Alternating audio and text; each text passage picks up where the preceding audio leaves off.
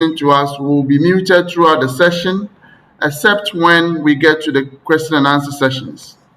There will be no self-muting access, unmuting access where you can unmute yourself, unless, of course, you are called, in which case the team will let you in and be able to ask your questions. Where possible, if you are called, please show your face and let's see you and give us your full name so we know who we are interacting with. Questions put to us in advance can also still keep coming in on 077 343 12820. 077 343 12820. You can do that by WhatsApp and we'll have it and read it out. At some point, we'll go through advanced questions where most people who have sent their questions will be addressed with the expert. And also, we will have an expert at the chat room who will answer some of the questions that you want to be answered before we get to the Q&A sessions. Please, in as much as possible, try and go straight to your point, one question at a time. And when we have plenty of time, you can come back and ask another question. Also, be assured that in the chat room, there's an expert there. So if you have any question, please feel free to put it there and it will be answered. The expert will find it necessary if they believe they have to share your question with everybody else. I will go straight and introduce your panelists for today, the experts who have volunteered their time to be with us today. We have Dr. Valentine Ngwa. Dr. Valentine Ngwa is a consultant physician in elderly medicine and acute medicine at Med Yorkshire Hospital NHS Trust in Wakefield, UK. Dr. Ngwa is also a fellow of the Royal College of Physicians of London and Edinburgh and a research fellow in aging. Dr. Ngwa will seek to take us through COVID-19 risks and benefits categories with respect to BAME community groups, and he'll go into detail when he takes the floor. Our second panelist this evening will be Dr. Javid Ahmed. Dr. Javid is currently a clinical lead of microbiologist at Maid and Success South Essex Hospital, South End, Basildon and Bloomfield, and an honorary consultant virologist at King's College Hospital, London. He will also take us through some of the scientific aspects of the vaccine, how the world came about this vaccine, how we got to this far with this pandemic, what are the areas that has been put in together for the world, the government around the world to work together to come up with solutions at this point for all of us. And he will go into much more detail in areas that he believes will serve the interest of our community. We also have ourselves on this forum, Dr. Robert Khan. Dr. Khan is a general practitioner and a partner at Gravesend, Kent, an author. He's also a pastor and a community health educationist. From a GP perspective, Dr. Khan sees regular people like you and I. He will be one of the people you would like to see when you are not well before you get referred to any other specialist care, depending on the circumstance. So Dr. Khan has a broad idea of everyone's situation throughout this pandemic, and he will share light from that perspective with us. In the chat room, we will have Sedna Agama, who is Associate Director of Medicines Optimization. She's a Chief Pharmacist. She was with us last 2 weeks at the South West London Clinical Commissioning Group, London Borough of Merton. So a very qualified, articulate individual, professional who will spend time at the chat room to answer any queries, any questions, or anything that you would like to know before we get to the Q&A. And she will join us at the Q&A to help us with any questions that hasn't been answered already.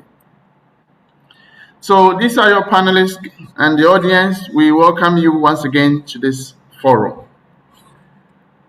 As always, we will observe a minute silence in memory of those that we have lost, so dearly lost in the past year, and still counting in some cases around the world. For their memory, we will honor a minute silence.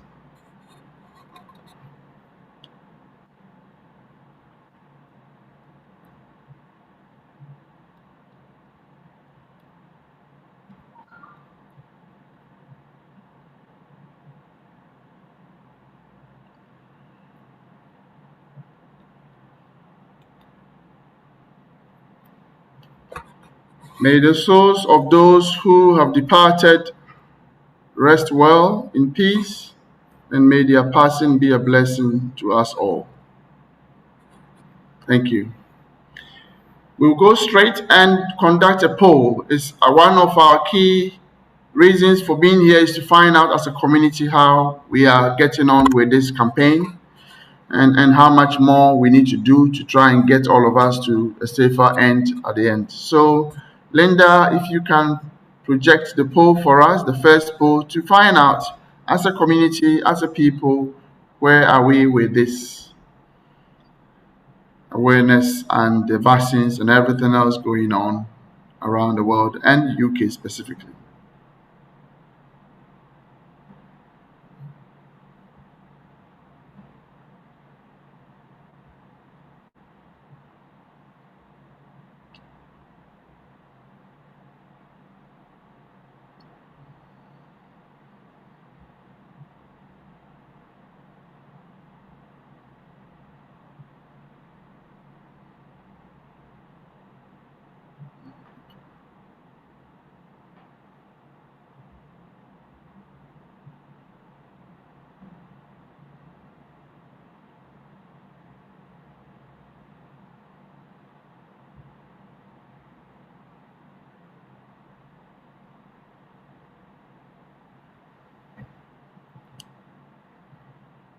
Okay.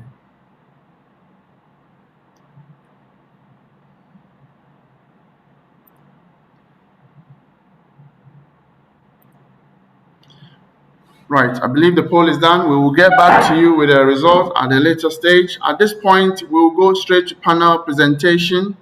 And our first panelist for this evening will be Dr. Valentine Ngua, who will take the stage and take us through what he has for us at this evening. Dr. Ngua, please proceed. Thank you very much, and good evening, everybody, or wherever you are. I would share my screen if I may. I've got some slides.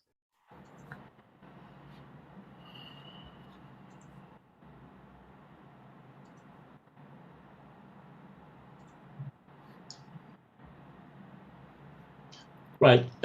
Once more, thanks again. I will be talking this evening on the vulnerability to severe disease in COVID.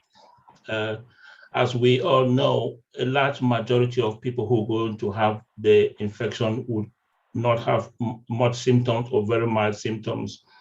At the end of the day today, the idea is to try and see who are those who have severe symptoms and who are those who die and why do they have those severe symptoms. So an outline, I'll give a brief talk on the risk factors involved. I will try and differentiate between age, in which we know age is a very strong risk factor in COVID. Talk about the new kid of the block, which is the hyperfunction theory, which underpins many of the vulnerabilities that we see. That said, your risk of having COVID infection depends on two things. One, or your risk of having severe COVID depends on one, the risk of getting the infection in the first place, and two, the risk that when you do get the infection, you will have a serious one, so your individual vulnerability. Now, the risk of getting the infection in the first place is dependent on two main factors. One, where you are in the community, the prevalence of the COVID in the community. So if you live in an area where there many people do have COVID, then your chance of having it is higher. And also what your personal circumstances are, like your job, whether you're the type that goes out and meet many people as a delivery drivers, Let's just keep this slide at the back of our mind. We're going to come back to it when we start talking about the vulnerability as concerns the BAME community. But that said, what COVID has shown to us is a difference in what you understand how infections normally happen. Normally, we know infections happen in a U-shaped format. So in childhood, in infancy, the risk is higher of actually having severe infections or dying because the immunity is not strong enough. But that risk decreases up to about 8, 9, and maybe 10 years, and then it starts getting worse. So there's a typical U-shape of risk. However, COVID is showing us a linear graph where the risk in infancy in the 20s is very, very minimal. Starts going up in the 30s, and then by 60, it becomes exponential. And it is said that the risk of dying from COVID at the age 60 is 30 times the risk of dying from COVID at age 20, which means age is a very, very strong risk factor of COVID-19. But those who say age is just a number might actually have something to say. Here are two ladies celebrating the 80th birthday. Both of them are 80 years old. While the one on the left is wheelchair bound, and of course, looks like she has many other diseases. The lady on the right is bubbling with life. Looks like she's just about to go to the nightclub that evening. So the two 80-year-olds, but they're aging differently. And what I want us to look here is to look at or to conceptualize yourself like in a car. I'm going to look at these two ladies like they're going down to London. Those who have not been to England or who have not been up north, Leeds is up north. So imagine you're going down to London and it takes about 3 hours if you're driving fast. Now, if London is a destination for many diseases of old age, then the lady on the left looks like she's speeding to London. Meanwhile, the lady on the right is going slowly. So she's at 70 miles an hour. She's going to get there in 2 hours, 30 minutes. She's at 40 miles an hour. She's going to get there in 5 hours. Why this is important is because we're going to understand how vulnerability are tied to aging, because the diseases that we're getting are diseases of aging. Nobody has died from old age alone. You die from diseases that come with old age, the diabetes, the hypertension, the stroke disease, the COPD, the dementias. So if you keep somebody as long as possible, they're going to pick that disease up. Whether it's at 100 years old or 120 years old, they're going to get it. We age differently. Some are going to age faster, and some are going to age slowly, which therefore means that the issue is not just the chronological age, it is the comorbidities that come with age. And that's what defines the biological age. So your chronological age is not a big issue. The issue is the diseases that comes with it. And those were called the deficits. And now define a deficit here in 3 formats. 1, it gets worse with age, it leads to a worse outcome, and doesn't saturate easily. So let's take, for example, the type 2 diabetes. You don't get it when you're younger, of course, unless it's exceptionally rare. But as you get older, you get it. It leads to a worse outcome because you can have strokes and heart attacks by being a diabetic. But not everybody has it, so it doesn't saturate easily. So you can call that a deficit. And the more of those deficits you accumulate, the more you define your biological age. So you could be biologically 40, you could be chronologically 40, but biologically 60. So your risk will fall in the line of somebody who is 60.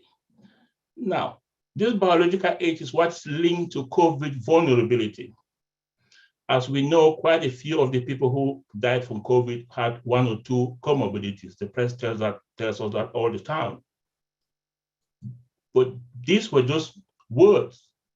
It doesn't mean anything in numbers. What does that mean? Someone might ask, what does that biological age means? So in the UK, in order to protect staff working in the NHS, this group called Alama they tried to put numbers to those words. So those words of comorbidities mean something. And what they did is they look at a lot of epidemiological data, and they said, if you got diabetes, your chance that you've increased your age by 5 years. If you're Black, for example, Black male, you've increased your age by 5 years as well. If you got whatever disease condition, they did that for most disease conditions. The reason being, you could now add those disease conditions by numbers and increase to somebody's chronological age to give what their biological age is expected to be.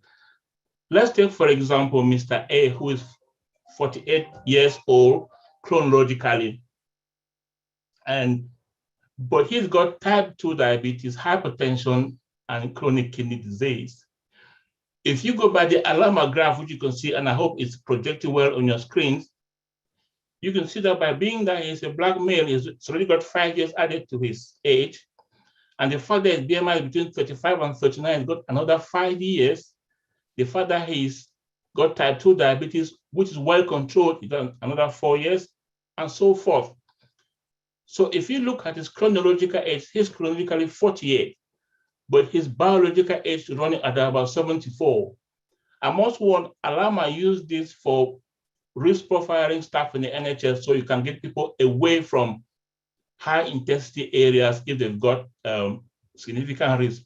Like this gentleman at 74, he is at a moderate severity, which means therefore that he should be having extra care because he's one of those, if they get COVID, they'll have severe COVID and actually not do well from it. Now, somebody might ask, but we're getting a lot of people who are coming down with COVID, who are younger and who got no comorbidities. So how do you explain that? How do you explain that somebody who is 40, fit and well, have no comorbidities, has severe COVID, had to go to ICU? And it goes back to what we're talking about, comorbidities. But now let's go back to our cars going down to London. As London was a destination for comorbidity, but you've met them in Sheffield. You will know who is speeding and who is slowing down. So you could already know that the person who is speeding, though has not yet ramped up those comorbidities, hasn't reached London yet, is the person who is already on course to getting it. And there comes the theory called the hyperfunction theory. It has been used to explain why people age differently. Like you went to primary school with somebody and 20 years down the line, you meet those two friends again and they look different ages. The one look like is the elder brother of the other one because they're aging faster. This is a process whereby your cells are actually excessively functioning, which means that the organs are excessively functioning and ultimately it's going to lead to damage. Why it hasn't led to damage for some people, but the noise it is gathering, the debris it is creating by that excess functioning is what actually ramps up the inflammation, which is a big issue in how your vulnerability to diseases are, particularly with COVID-19. So what does that mean? That means therefore that the more faster you're going, the more you're ramping up debris, the more your chance of having severe COVID is. And this could explain.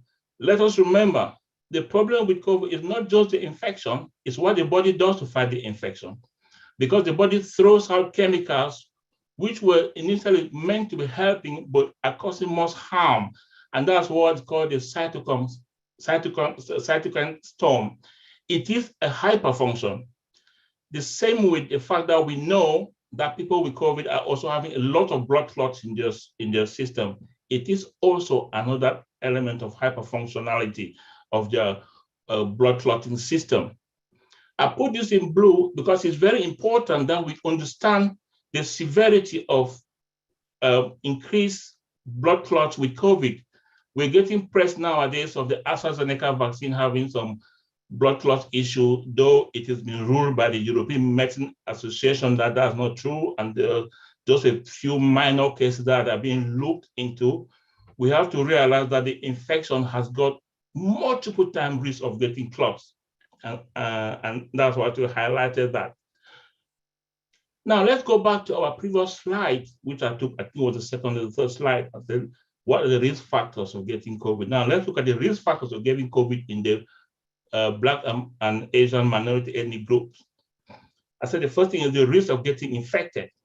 So if you live in a society where COVID is prevalent in your local community, the risk is higher. We know that members of the BAME community live in societies where there's low socioeconomic environment.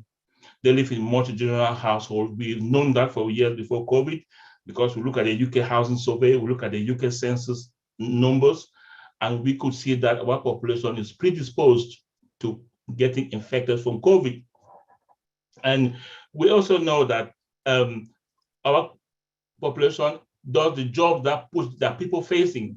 So the drivers, the bus drivers, the factory workers, the members that work in jobs that put them in contact with patients, the nurses and carers and doctors and engineers, and all these professions are put you in contact with people, in contact with sick people, so it makes our vulnerability to getting the infection quite high. We've already known that from our workforce survey in the UK. And then the individual vulnerability, which is what I've talked about in terms of comorbidities, in terms of the fact that people that are sitting on a high pedestal on the hyperfunction theory. One thing I'm not ignoring, but not putting here, is the issue of vitamin D as well. On that, I want to say something. It is been found out that vitamin D deficiency is associated with increased risk. But the causation, remember, association is not causation, because some people think that when you give vitamin D when you got COVID, you would get cured. Actually, studies have been done showing that if you give vitamin D during the infection, it doesn't do much. You really need to be getting your vitamin D levels higher before you get the infection, if at all. So just a few suggestions on what to do to reduce your vulnerability to COVID-19. And again, this is going to be a very exhaustive topic, so I'm not going to use a few minutes to actually go through it, but just a few pointers on your COVID-19 is to know your vulnerability and not to sit down and say, well, I'm young, and so I am not vulnerable. Vulnerabilities could be overt and could be covert. Those that know they got hypertension and diabetes, fair enough, they know they got overt comorbidities, but sometimes you do not know until you get the infection, and that's why we're getting younger people in hospital very sick. They never knew they could be that sick. And of course, the normal protection, face, and hands. I try to always be polite, not to tell people take the vaccine, but to say consider taking the vaccine. But that's me saying take the vaccine. I've had two Pfizer vaccines, and sometimes I used to wonder when I tell people come to see me in hospital and I prescribe a medication that I've never taken, and they trust me to take it. And then when I now prescribe a vaccine that I have taken, then they don't trust me to take it. That I don't understand. On hyperfunctionality is a good old lifestyle. Diet, drink, exercise. There's a lot we can talk about this. But one I want to emphasize, which is less spoken about, is sleep. Sleep deprivation is a very big issue with chronic disease. As we know, those who work night shifts, those who work shift work, have a higher risk of having chronic diseases, have a higher risk of dying early. So it's something to actually can't stress enough. And of course, deal with our stress. We do have a lot of stress in society. Personal stress, we need to look after family, both here and back home. We need to also look after household here and get households back home. The stress is up. It's quite good to be able to handle personal stress. More especially societal stress. I tend to give this talk and emphasize on things like racism, microaggression, and micro-insult, because it's been studied extensively to show that this causes significant physical, and not just psychological, but physical damage to our BAME community. So whenever that conversation is involved, be part of it to actually kick it. And of course, adequate chronic disease management if you have any chronic diseases. The risk factors show that if your chronic diseases are well managed, your risk is lower than if they are not managed. One thing many people don't always say is the fact that many BAME community members die from non-COVID diseases than just from COVID diseases, because their chronic disease management at that particular point in time was poor. You could understand many people don't want to come to hospital because a lot of infections in the hospital. Just to summarize, therefore, I would say the biological age is more important than the chronological age, though sometimes it's difficult to know which one. You need to know your personal vulnerabilities and try and protect yourself. Some could be overt, some could be covert, but protection is the key. And let me say it again, for those who haven't yet, and I'm glad to see many people want to take the vaccine from the polls, take the vaccine. It is safe. Thank you. Wow, that's excellent. Uh, until today, we didn't know the age and the area you lived and the ethnic group you come from makes a difference to your lifestyle and how long you live and how easier it is to find yourself either hospitalized or and all that. So, Dr. Ngwa, thank you so much. I'm sure our audience will have a lot to ask when it comes to Q&A. I will go straight again and present you Dr. Javid, who will also take us through other aspects of the vaccine, the pandemic itself, how the world came about, how governments are working together in different sectors and in different formats. So I will leave Dr. Javid to continue from here. Thank you, Dr. Javid. Take over. Hello, everybody. Before I start, let me say my thanks to the chairman, Mr. Kwasan, panelists here, and the people who have spent day and night organizing this webinar, and also to all the people from Ghana and people. I'm not sure if it's only me, but I think your mic is a bit on the low end. Please. Can you hear me now? Yes, sounds okay. So, yeah, it's an honor and privilege to be speaking on this forum. And I worked in Southeast London for nearly 10 years at Guy's St. Thomas's and King's. And my interaction with the Southeast, with the West African community is very, very memorable, and it continues to be so. And it's a pleasure speaking here on this forum. And let me thank you, Chairman, and the co-panelists here, and people who have logged in at this time to listen to us. And particularly, it's an honor listening to Dr. Valentine. And I should say, I am a bit scared because I have some of those comorbidities. Now, my age is actually, you reassured me, but I'm older than what I actually was before the talk. So, okay. So moving on, I appreciate we don't have much time. I want to take the story of this, why we are here and how come we landed here. And it does look like like as if we are living in parallel universe, what has happened in the last 15, 16 months. And let me tell you, the coronaviruses are not new. They have been there since time immemorial. For millennia with us. There are less than half a dozen of other coronaviruses which cause infection, and they have been reduced to causing common cold. We think that over a period of millennia, they have been, at the time of their onset, they were probably very similar to the SARS-CoV-2, which causes COVID-19, and then it has slowly melted away as a common cold virus. And we hope that this will be the case for this COVID-19 virus. So what happened in Wuhan in the end of 2019 spilled over because the way this is a respiratory viral disease, and any respiratory viral disease has got a very high propensity to transmit because and when it is a new virus, it simply means people do not have any immunity against this new virus. So it did not come as a surprise when it spilled over China, and then very quickly become a pandemic within when WHO officially declared pandemic this month last year. And going back, I mean, one might ask, well, in 2003 and 2004, there was a SARS-CoV-1 which caused a havoc at that time. But that was very quickly controlled. And that was because of the success of the world coming together.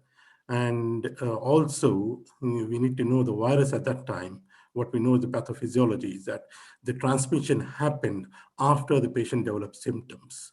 And this time it's unfortunate because transmission happens in majority of them are asymptomatic, and then as well as people are pre-symptomatic, which means even before having symptoms they're spreading the virus. So it's quite difficult to put a lid on such infections. They become like they go out without control. So there was some whispers that this was designed in the lab or this was deliberately released. It's unlikely to be any of that case, simply because if somebody has to design a virus, viruses are either RNA or DNA, which are basically nucleic acids, and they are the SARS-CoV-2. They are encased in a helmet, what we call as nucleic capsid, and that in turn is covered by an envelope. So the SARS-CoV has got all of these, and the nucleic acid, which is well hidden inside the helmet, which is well protected, carries the codes for covering this nucleocapsid, the nucleic acid itself, and the envelope. So somebody to design a virus, somebody has to be a million billion times clever than the most intellectual virologist present on the planet. So it's just like if you have a box of Lego puzzle, if you take it from a shop and bring it home, you just can't shake it and make it your end product. It's the same thing with the virus nucleic acid. So it's very likely it has mutated from a natural coronavirus, and it has taken a few steps in effectively transmitting in humans. And when in January 2020, the Chinese government published the genome of the SARS-CoV-2, which was very helpful. And very quickly, a couple of German scientists and some of the American scientists and many of the European scientists, they took this code. And mind you, there was already a pre-existing knowledge of the coronaviruses. Some people ask, how did we develop a vaccine less than a year? To give a bit of background, the fastest vaccine which was developed prior to this vaccine is mumps vaccine, and that took less than 5 years. So developing a vaccine is not a joke. It takes years and years. So people rightly ask, how did we arrive at the vaccine in less than a year? Well, to be honest, people have been studying coronavirus for the last 40, 60 years. There have been scientists who have spent their entire life. And in the German group and the Moderna group, they were nearly ready for the vaccine for a very similar coronavirus, which causes a Middle East respiratory syndrome in the Middle East, what we call as MERS-CoV-2, MERS-CoV. But unfortunately, because of lack of interest in that, in the final product was never achieved. So the knowledge was there, and the knowledge from the original SARS-CoV and the MERS-CoV revealed that the SARS-CoV requires a key to open the lock. And the key of the SARS-CoV-2, because of COVID-19, is the spike protein, which is present on the envelope. And it was well understood that if we try to prevent the key in attaching to the lock, we can prevent an infection or we can prevent disease. So that was the philosophy of that. And I have to say, initially there was some it was like a clever thing to arrive at that, and they managed to identify the exact sequence which codes the key, which codes the spike protein. And very quickly they identified the entire spike protein. And all now we had to do was go into the laboratory, synthetically manufacture this nucleic acid code, which codes for the spike protein. And there are two ways of delivering this. One is, how do we deliver it inside the host? One in the Moderna and the Pfizer group came up with an idea that they can deliver this directly into the muscle by encasing it into a fatty liposomal particle. And the other method with the Oxford group or the AstraZeneca group and many other groups which have developed the non-replicating adenovirus vector vaccine, is that particular spike protein is coded onto the adenovirus virus, and which eventually, at the end of the day, both all the three vaccines have a similar mechanism. So once the mRNA goes inside the muscle, what happens is the body wakes up and knows that this is something foreign, and they send something. It's a unique system what we have, the immune system, and it rushes to the site of assault, and what we call as, these are police-like cells, what we call as um, astrocytes, and they actually recognize this as foreign. They synthesize it, they take it to the via the lymphatic system to the nearest lymph nodes, and from there into the reticuloendothelial system, and when the B and T cell immunity is developed. And when we give a second exposure, they're already patrolling. The human host recognizes, oh yes, here it comes again. But here we are, the second time they are more prepared. It's a more BAM, a powerful response from the body. So that's the idea of giving two vaccines, and it has to be given at least 3 to 4 weeks apart. And initially, UK chose the approach of vaccinating 10 to 12 weeks later, which I think at that time was a controversy. Personally, I did not agree at that time. But however, because it was a gamble 3 months ago, but now we know that even that the gamble has paid off, and that even giving the vaccine second dose 10 to 12 weeks is equally effective. So that's a background how we have achieved the vaccine, and all the Pfizer, Moderna, AstraZeneca, and then if you have got the Sputnik V vaccine, which is very similar to the adenovirus vector vaccine. Then we are going to have hopefully the Johnson & Johnson vaccine, which is again very similar. But the advantage of Johnson & Johnson vaccine is one dose vaccine, and then also we have protein-based vaccines. And again, this is similar approach, recognizing the spike protein, and that is almost also already what we call as Novavax. So multiple vaccine platforms available all across the world. And it's amazing that the whole world came together because we have to keep in mind these viruses are clever. The immune system which you have been gifted is also clever. The viruses tend to mutate, keep changing. And RNA viruses, what we call as the lack proof reading. What happens is in the way viruses replicate is not like bacteria, where bacteria go inside the human body. One becomes 2 bacteria, 2 becomes 4. It's like a geometric progression for bacteria. But viruses are beyond numbers. Within the same day, in a single human host, viruses from a few hundred copies can go up to a few billion copies within a matter of a day, and even up to 3 trillion copies. But the disadvantage to the virus, we could say, is that because it is replicating on such a massive scale, it does not proofread these, whether this nucleic acid is it correct or not. It tends to create errors, and that errors what we call as mutations. And sometimes the mutations can be disadvantages to the virus. It can, the virus may die out. Sometimes it confers advantage. The way it confers advantage is that the spike protein, the key, might become more better in attaching to the lock, more refined. It's like having a finer locksmith developing a finer key. And sometimes it might confer the advantage to the virus by actually going inside the cell and replicating better. And sometimes the mutation can confer, like it may not kill the host, because it doesn't serve the virus that if it kills the host. If it just gives a very mild infection, it will infect more number of human beings.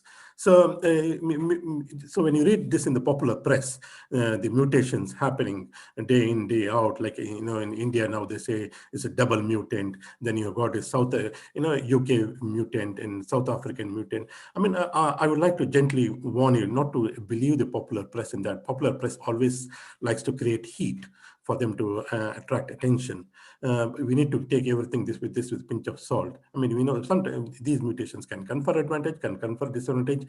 It's only time can tell, or experimental medicine in the laboratory can tell that. It's a bit of a speculation when people come up with all these crazy theories in advance without any proof of experimental medicine. So that's my advice on the variants. And variants will keep on coming. That's with the nature of the viruses which will in.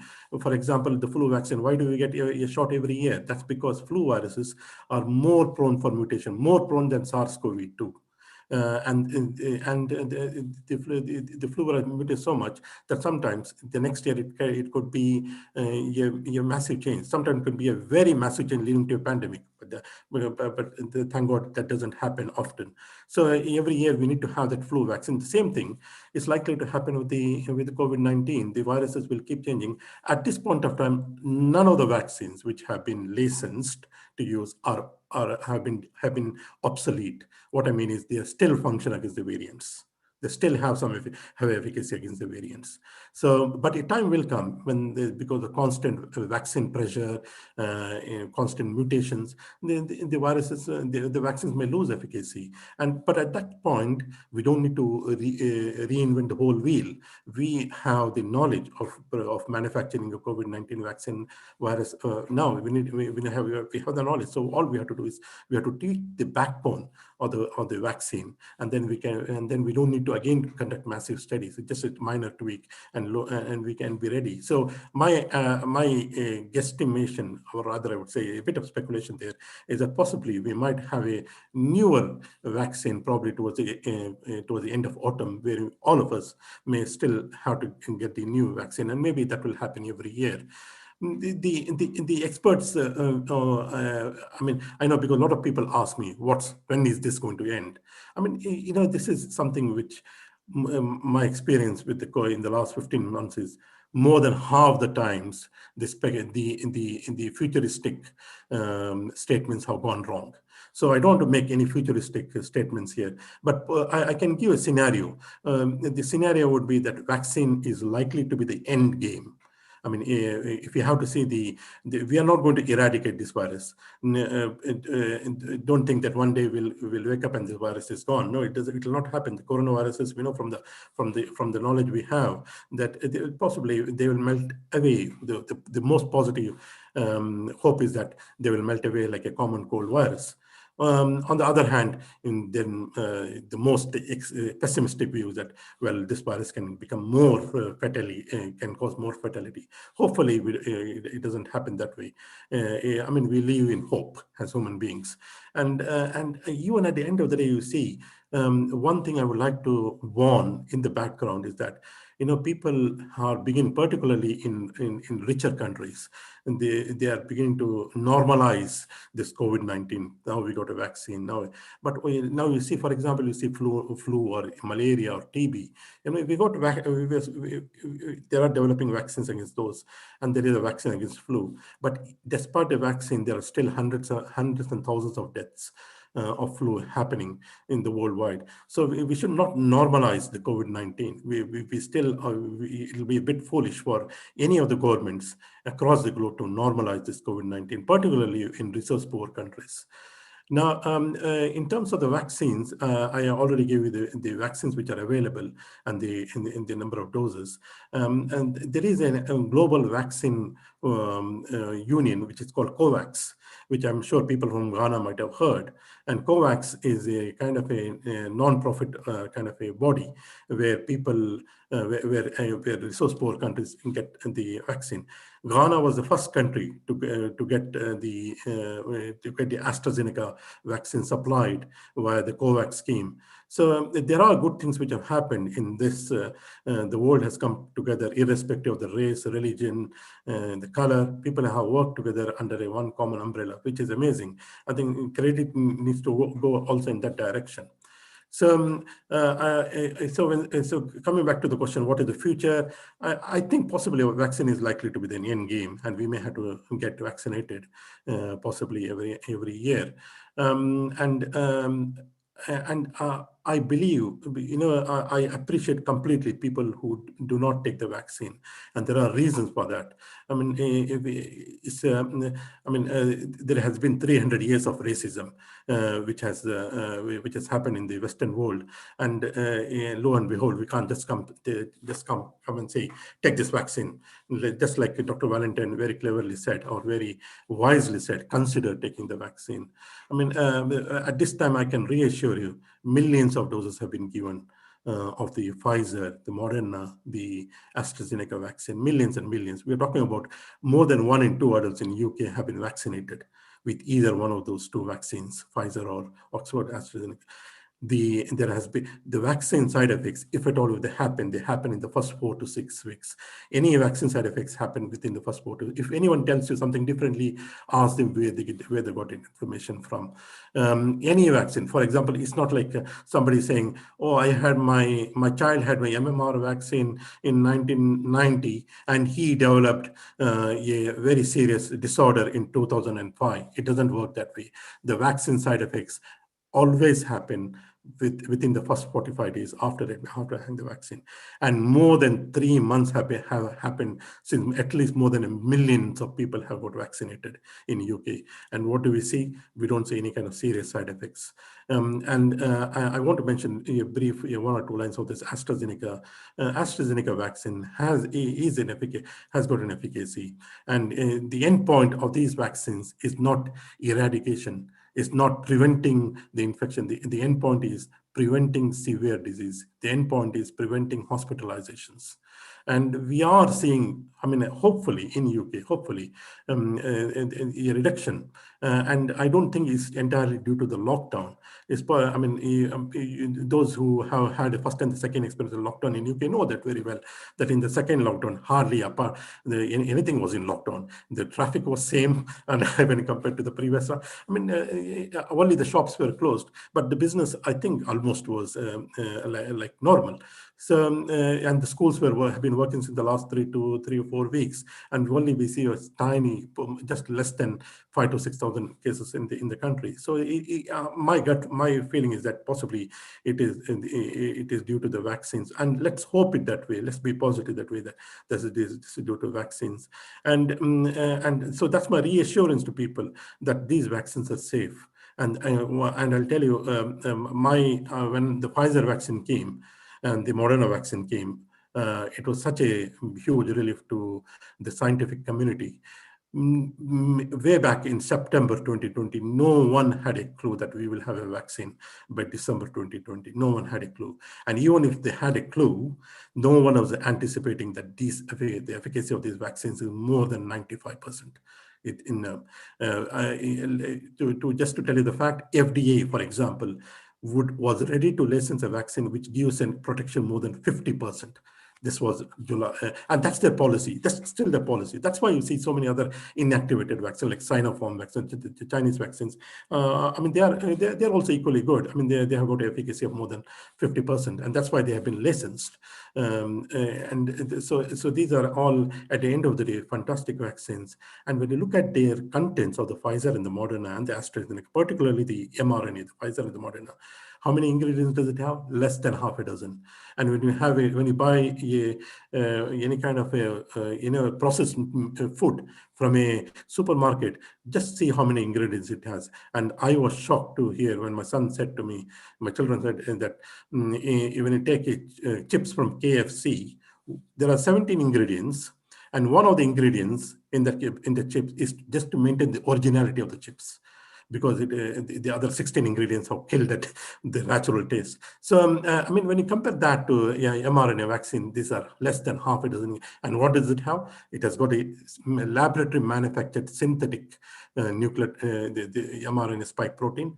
Then it has got the other components, which are like sucrose, which is basically sugar, the cholesterol to deliver the vaccine. So it's a very tiny amount of, it doesn't have any animal products, doesn't have thimerosal, and for many of the religious communities, doesn't have any kind of harmful things which conflicts with their religion or their culture. So that's the summary of the vaccines. I think I'll conclude it here, and I'm happy to take any questions in the Q&A forum. But again, I said it's been an honor and privilege to speak to you all, and I feel so special now that you brought me here to speak to you, and makes me feel that you are my brothers and sisters here. Thank you very much. Thank you again. This program is brought to you by World Remit, a fast, reliable, and better way to send money.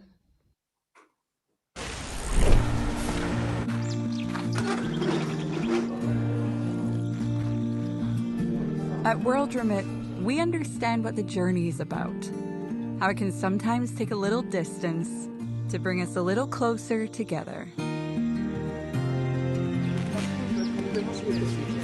With ways to save more when you send more, World Remit is here for you, so you can be there for them.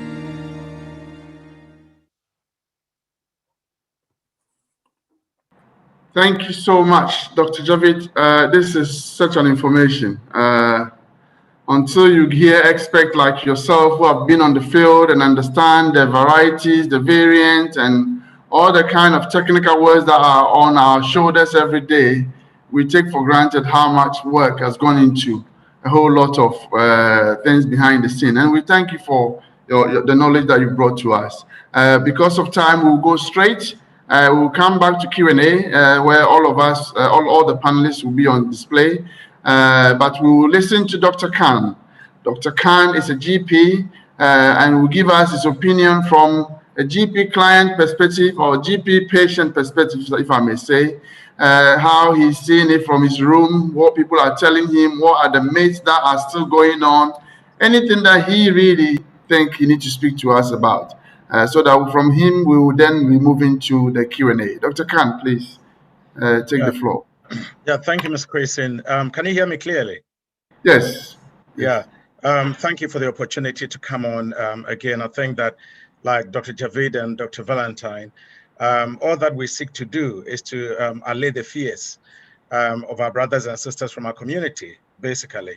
One, to just empower them with knowledge so they can make good informed choices about their health. And then two, also to help them, like both of you said, to consider taking the vaccine. I think we've done a lot of education on that to debunk quite a lot of the myth and the false rumors that are circulating in our communities. Unfortunately, with good reason, both Dr. Ngwa and Dr. Javid have excellently given us quite a lot of useful information. And certainly, after listening to both of them, I think I feel more hopeful. I've already had my 2 jabs anyway, but I think it's very useful information for our community to know so that they can confidently then go out and get the jab. But Dr. Javid made a very important point towards the end of his presentation. He's saying that even though the vaccine, he believes that a vaccine would be the end game, the disease is still with us. It's not gone anywhere. It's going to stay with us permanently. So it means that we cannot lose our guard. And this is where I get a little concerned, especially for people in our community who are refusing to take the jabs. Whilst everybody else is getting the jabs, we seem to be lagging behind. So our risks are still high. Now, many of us already know the symptoms of COVID. And over the past year, know what causes COVID, what symptoms to look out for, and certainly where to look for advice when they have the symptoms. But just quickly, most people will know that once they've encountered the virus, they might have a cough, fevers, muscle aches, tiredness and fatigue, shortness of breath, in some cases, loss of taste, loss of smell, headaches, and other symptoms that come with it. Not everybody gets this severe disease. A great majority of people do not even develop the symptoms at all, even though they are carrying the virus in their system and passing it on to others. And like both Dr. Ngwa and Dr. Javid said, some people are more vulnerable. And unfortunately, when some people get come into contact with the coronavirus, they might end up going on admission to the hospital. A number of people may develop severe disease but may not need hospital admission, but it is still more than enough to cause debilitating disease with long-term consequences as well. And we all know that severe COVID disease can affect multiple organs in the body, can affect the lungs, can affect the brain, can affect the liver, can affect the kidney, certainly the circulatory system. We've seen patients developing blood clots, for example, time and again. And certainly for me as a GP in the community, one of the things that we see when people have been discharged from intensive care and from acute care as well is that after a few weeks, they might call you still complaining of shortness of breath. Sometimes you do chest x-rays, you realize that the lungs are still infected. Are you with me? And occasionally patients have developed the blood clots, either in the legs or in the lungs, after they've been discharged from a few weeks after being on admission. People are beginning to hear the term long COVID being used in the community, and certain community clinics being set up as well to manage the complications of COVID. Because once you've been discharged, make no mistake at all, if you develop severe COVID, it is by no means disappeared completely. It takes a bit of time for patients to make full recovery. Now, the symptoms that a person develops after having COVID, it depends on the severity of the infection. And still a lot of research is going on to identify the long-term problems that occur afterwards. COVID is still a new disease during this pandemic. So more research would come out so that healthcare professionals would understand that when somebody, for example, goes on intensive care, goes on the ventilators, is discharged with severe COVID, what kind of outcomes do we expect? But in the community, we're already seeing some of the severe complications that patients develop. Quite commonly with most of my patients that have been discharged from either intensive care or from being on admission with COVID, you would see the effects of severe pneumonia, for example. It takes them a while for the lungs to recover. You see patients come home, they give the GP a call after about a week or two. They say that, oh, I was treated for COVID, I've completed my medication, but when I climb upstairs, I'm feeling quite short of breath. I'm breathless after walking about 40 meters away. And especially when I try to go uphill, I'm struggling. That is true, because once you've developed severe COVID affecting the lungs, some patients will develop something we call fibrosis, which is a hardening of the lung tissue. And it takes a while for the lungs to come back or develop their original texture. That is if full recovery is guaranteed anyway. I've had a number of patients calling, complain of night sweats, that at night they are sweating quite profusely, even though they've not covered themselves with duvet. Are you with me? And the temperature in the room is quite cool. During the day, they're fine. Some patients complain of fatigue. It's certainly one of the commonest things that patients are complain about. And that is not surprising, because there are quite a number of viral conditions that will leave you with chronic fatigue, where the patient feels tired all the time. Patient feels as if I don't have the energy to do anything at all. Low mood, anxiety, poor sleep patterns have been noted as some of the complications of developing COVID disease, and certainly fast heart rate, tachycardia. I've had quite a few patients calling in saying that they are getting palpitations, and yet you do the ECG, all you see is a fast heart rate. They've been to the hospital, they've had the workup to check to see whether they were getting a heart problem. All the workups were fine. It just happens that because they've developed COVID and are recovering, the heart rate is a bit faster. It takes time for it to go down. Certainly some patients have been calling in with memory problems, concentration problems, saying that since they developed COVID or since they went on admission, they can't remember certain things. And we are reassuring them that it might take several weeks before they maintain full recovery. So make no mistake at all about it. COVID is a serious disease. And once you end up on admission, you're not going to just recover quickly over the space of just 2 to 3 weeks. Now, what do we do in the community when patients have been discharged? It depends on, 1, how long they spent on the ward, 2, whether they required any ventilation, 3, the damage that has been caused to the body organs, for example, the lungs, the kidneys, the liver, whether they developed any blood clots in the lungs, in the calves. So, and then again, it depends on the age. It also depends on some of the things that Dr. Ngwa described, whether the person has other comorbidities. We tend to see that quite commonly if somebody has multiple comorbidities, hypertension, stroke, diabetes, heart problem, before they develop severe COVID and ended up on admission, a number of them don't make it out of hospital. For those that make it, some of the patients I'm seeing have developed, for example, renal failure. Their kidneys are almost packing up. For some patients, the lungs have been so badly affected that they require oxygen back in the community as well. Luckily enough, in this country, we do have the resources to manage patients both in the hospital on outpatient basis as well as in the community. So when patients have been discharged, we do get what we call the electronic discharge letters. We do make follow-up calls. There are also community clinics, and the community teams also take up some of the follow-ups. So For patients that need follow-up x-rays, we would repeat the x-rays, we repeat the CT scans of the appropriate part of the body. And then in some cases, we may repeat the blood tests that were done in the hospital if the patient is still complaining that they don't feel better. There's also community nursing support for those who need it. We do have specialized nurses who are helping us manage the chronic kidney deterioration, as well as any cardiac complications or heart complications, any stroke. We do have occupational therapists in the community. And one of the things we're realizing, as I said, was that make no mistake at all about it, when somebody ends up on a ventilator in a hospital, there are patients that are coming out with features of post-traumatic stress disorder. They come out having all kinds of nightmares and all kinds of dreams and all kinds of mental health effects as well. The anxiety at night, the poor sleep pattern, they can't sleep because of fear. Are you with me? Some people developing depression. For some patients, we've had to signpost them to psychotherapy, counselors, to community secondary care, certainly to have some sort of counseling to help them overcome the low mood, the depression, and the features of post-traumatic stress disorder that has resulted from them being on admission for a long time. So the GP support is there. We will talk about diet. We will talk about sleep.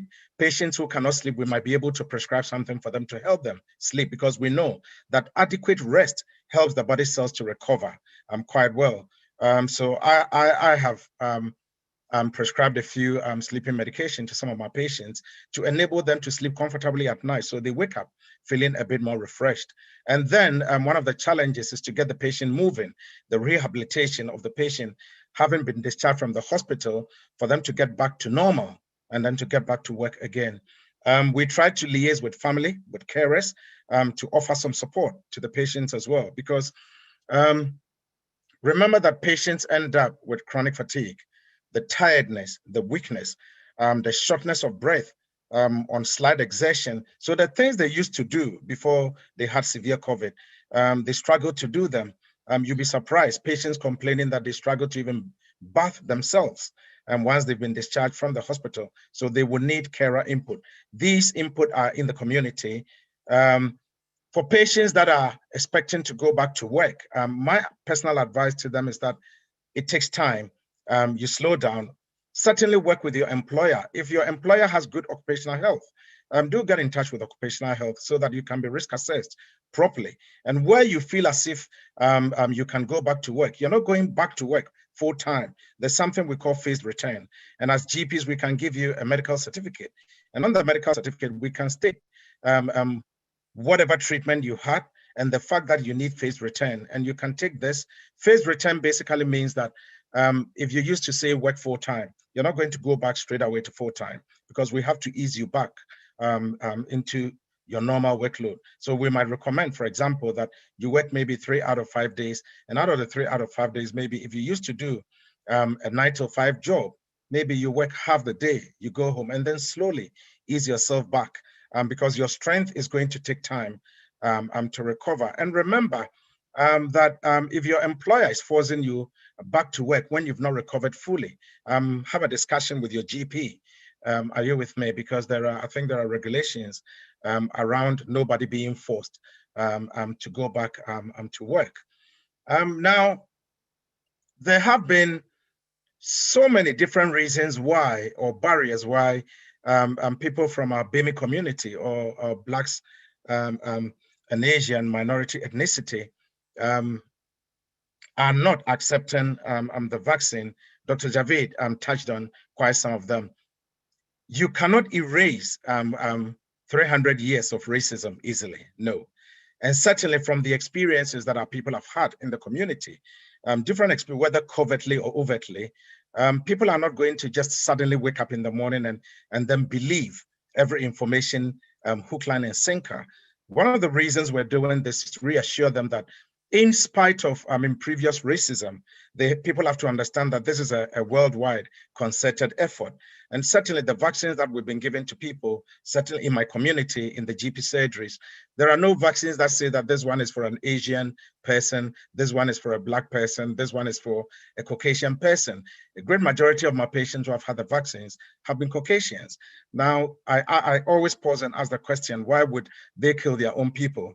Why would they depopulate their own people? Why would they want their own people's genetic makeup to be changed by developing horrendous vaccines to change them? The answer is no.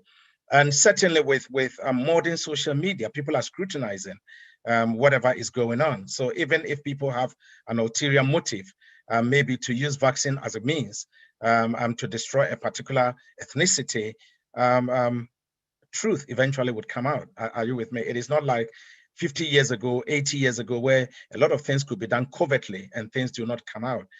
The world is suddenly a bigger global village than we do. So some of the reasons have been the fact that trust is eroded by systemic racism and discrimination.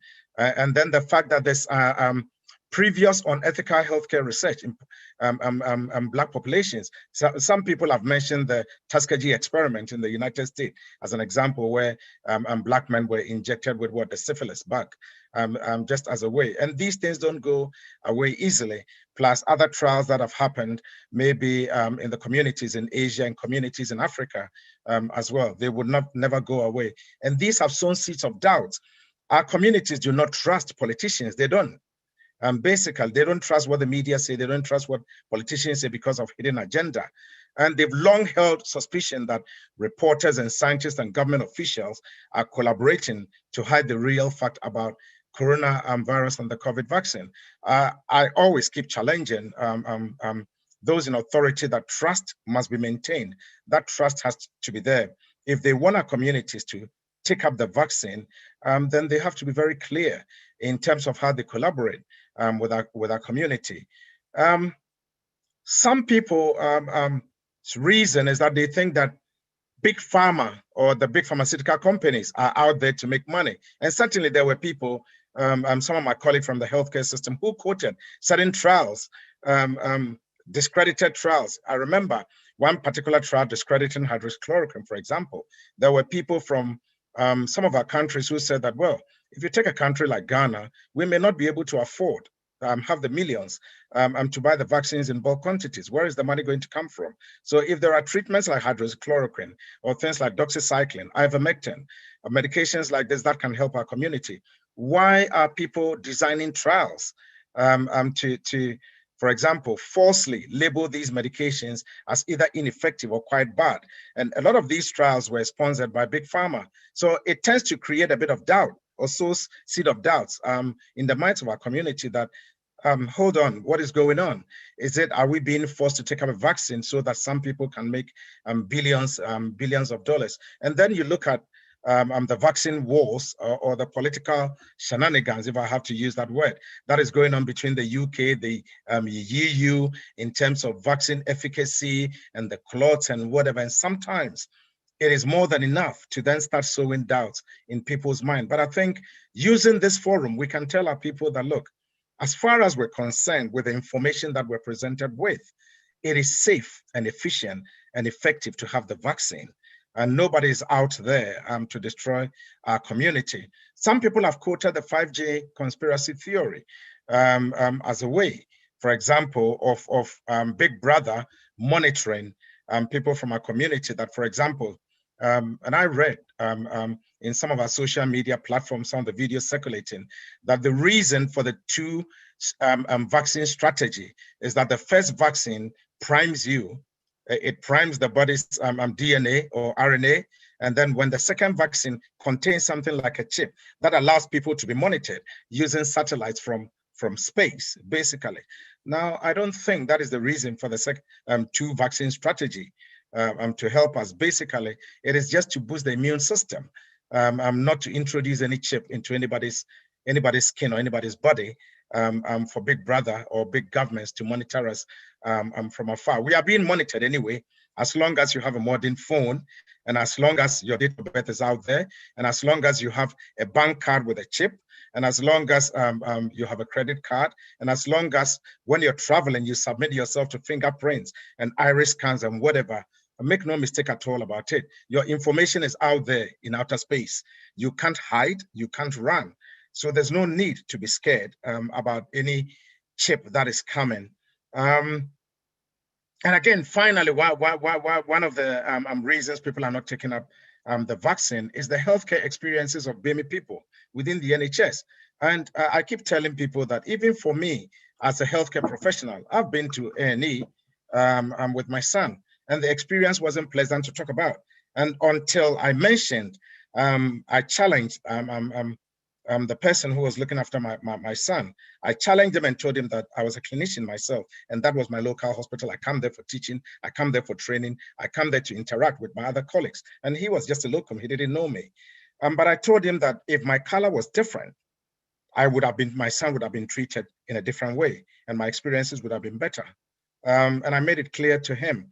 And my probably point to those from the BMI backgrounds is that, look, challenge, if you go anywhere and you have to access health, challenge people, ask questions. When our people come in, one of the things I realize, they don't ask questions.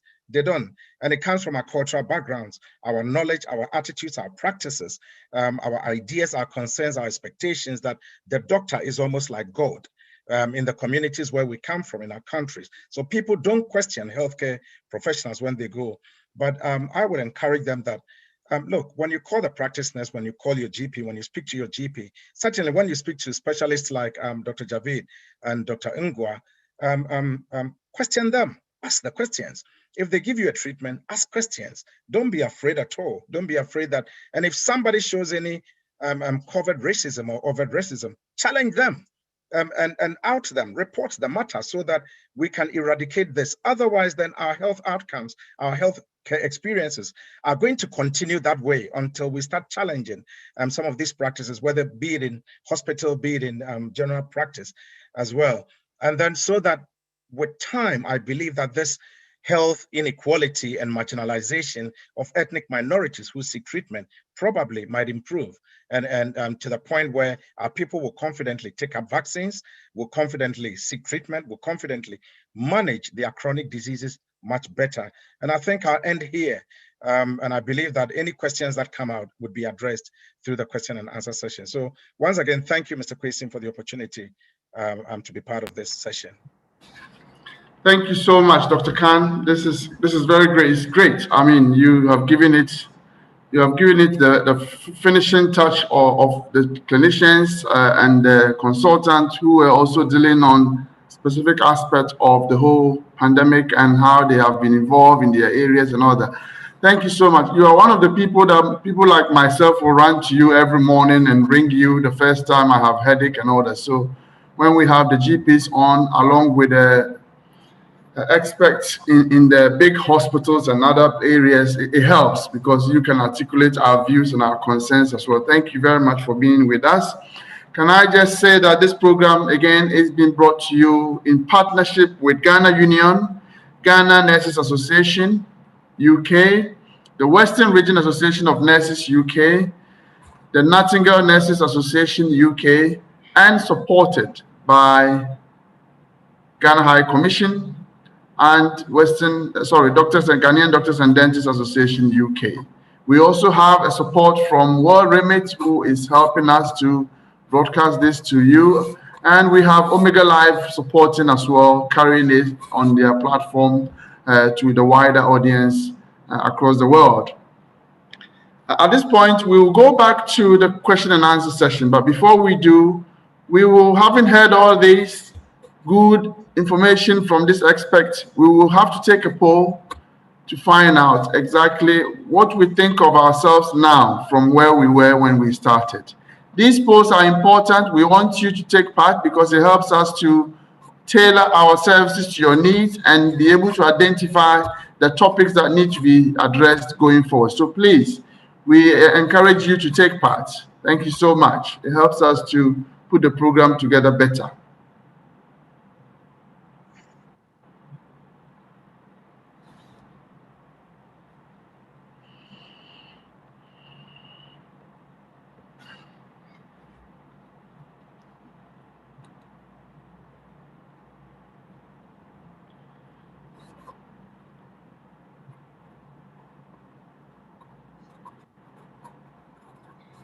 So I'm guessing that most of you would have put some questions on the chat room. I believe that from here, we'll be going straight to Q&A, where I am hoping that all of you, the audience, would have had enough questions to ask to engage our panelists, to keep them busy till the end of this session. We have about 45 minutes left, and your questions are very key. So we are going to be calling people. If you have any questions, go to the chat, the Zoom options, and raise your hand so that we can call you straight away.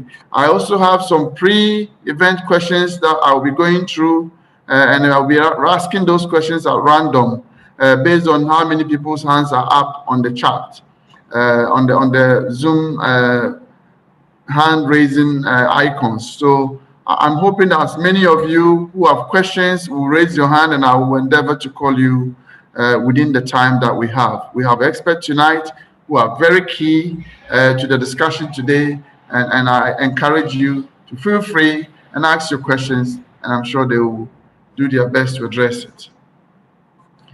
Okay, the polling is done. We will come back to you with the answers. We'll go straight to the Q&A. If I can project, if my team, technical team, can project, please, the doctors on the screen, so the audience know them by face, and hopefully with their names underneath, we can try to go back to the Q&A sessions. We have one hand up, and I'll be calling one from the team. If I may call Winifred, please. I've got one person called Winifred iPad. I guess that is not your surname, but obviously, Winifred, if Winifred can unmute yourself and ask your question, please. Yes, hello, good evening, and thanks for the great presentation. I have a question which I'm asking on behalf of a patient, actually. With the birth of all these new vaccines, then it also creates doubts in people's minds as to which one to actually go for. So this patient has had a history of CVA in the past, like a stroke in the past, and they also have got a history of deep vein thrombosis. So with all the information coming out and people saying about complications to do with some of the vaccines, then they are in a dilemma as to which of the vaccines to actually consider. So is there any advice to give to a patient like this who is concerned as to which of the vaccines to consider? Please, any panelist with some advice on this top question, please feel free to take it and add to it others as you feel fit. I guess Sedna is intending to speak, and anybody can add to it. Hello. In terms of the vaccine, this patient can have either of the vaccines. There's no reason why they need to have one or the other. They're both just as safe and just as effective for the patient. The fact that they've had a stroke or deep vein thrombosis is not going to be it's not going to affect the outcome for the patient. So either of the vaccines. Just to say, I work in a COVID vaccination clinic, so I am a pharmacist and I answer a lot of questions from patients, and quite often patients do ask that. But when you arrive at the clinic, you will have whichever vaccine is being used on that day. If there is a clinical reason why you shouldn't have a vaccine offered, then alternative arrangements will be made for you. So we may have a patient who comes in and has got a history of very severe allergies, anaphylaxis, and we might feel that it's not safe to immunize them in our clinic. We will arrange for them to go to the hospital to have their clinic have their vaccine under close supervision. But as far as we know, there isn't an underlying condition that precludes you from having one or the other than generally allergy tends to be the reason. And even then, it depends on what the person is allergic to and how severe the allergy is. Thank you. Would anyone want to add to it, please? I think the only thing I was going to add to what Sadina said was that on our GP records, we have so many patients who claim they have certain allergies. Sometimes you would have, you speak to a patient and they say that, I was diagnosed with penicillin allergy when I was young. But then when you ask certain pertinent questions, you realize that maybe when they started taking the penicillin, they had a little bit of a rash, which was coincidental. And since then, they've had amoxicillin or co-amoxiclav or other medications, which doesn't really prove that they've had penicillin allergy. And yet, because of all that this information, then they decline to have the vaccine. So like Sadina is saying, we would ask a bit more information and reassure them that it is safe. And if it's not safe, we'll make arrangement at our local hospitals for them to have it. That's all. Thank you very much. I will ask one question from the ones I received before. There's a question about if any of you can clarify exactly how many vaccines are registered in UK for administration, or and what are their basic side effects. So I think the person is trying to say we have 2 vaccines in operation. Do they all have the same side effect, or one has something different from the other? Can the expert elaborate on it for us, please? Okay, so at the moment in the UK, we have 2 vaccines, the Pfizer vaccine and the AstraZeneca vaccine. But we also have a third vaccine, which is the Moderna vaccine. Now, we don't know the exact date that we'll be using it, but all 3 vaccines have been considered by our regulatory authority. And all 3 of them have been authorized for use. In terms of the side effects, to be honest, they are pretty much the same. Some patients get them, others don't. But generally, it tends to be feeling feverish, headache, aches, all of which tend to be transient.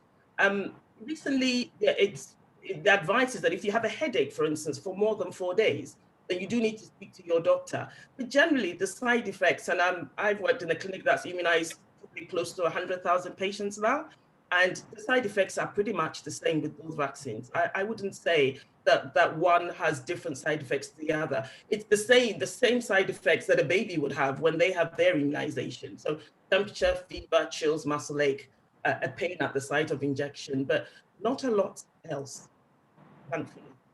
Okay.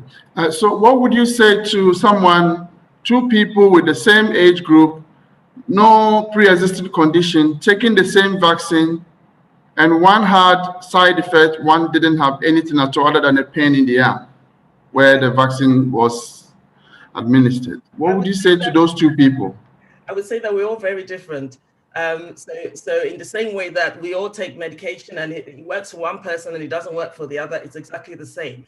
So our bodies are the ones doing the work. So when the vaccine is given to you, your body does the rest of the work. So because our bodies are all different, you will see different reactions in different patients. But ultimately, the outcome in terms of protection against severe disease, hospitalization, or death is the same for both patients. If they have no underlying conditions, then they're pretty much similar. Right. Thank you. I'll go to the chat and I call on somebody called Dr. NL Ampefi. Dr. Mpafe, thank you. Mpafe, yes. Please. I'm very grateful for this wonderful presentation by the panelists. My question is for you, Dr. Javid Ahmed. Can you please expand a little bit as to why we produce those vaccines with a limit just in a year? Can you just expand on that so that we understand why we were able to produce this vaccine in less than 12 months? Thank you. Yeah. Thank you, Dr. Mafafi. Right, okay, expanding on what I said earlier, the knowledge of producing a vaccine was there. We nearly produced a MERS-CoV vaccine, but unfortunately, because there was a lack of interest, because people realized, particularly in the country, that it was limited to I think, Dr. Javid, your voice again is gone to the lower end of it. If okay. you can you hear me now? Yes, I can. I guess the audience can too. Yeah, Dr. Mafafi, thank you. So, expanding on what I said earlier, the knowledge of manufacturing, the knowledge of producing vaccine in the laboratory was available already with the MERS-CoV bit, and unfortunately that did not see the light of the day because it was in the richer resource area thought it was limited only to geographic MERS-CoV. And also in the background, there has been a lot of work with the adenovirus vector vaccine for viral hemorrhagic. The platforms were there, and the knowledge was there, and we knew from the beginning when the genetic code was mapped way back in January 2020, that the spike protein nucleic acid component was the full spike protein nuclear code was, we were aware of that. So all we had to do was produce that nucleic acid code, synthetically insert into the human cell, or like what the Chaddock's group did, the Oxford group did, is to insert into genetically in a live adenovirus, which is a replication deficient virus vaccine. So that knowledge was made very quickly available. Now, how did we manufacture? How did we come up with this? The problem is, in the last few decades, the governments across the world have spent very little on preventive health.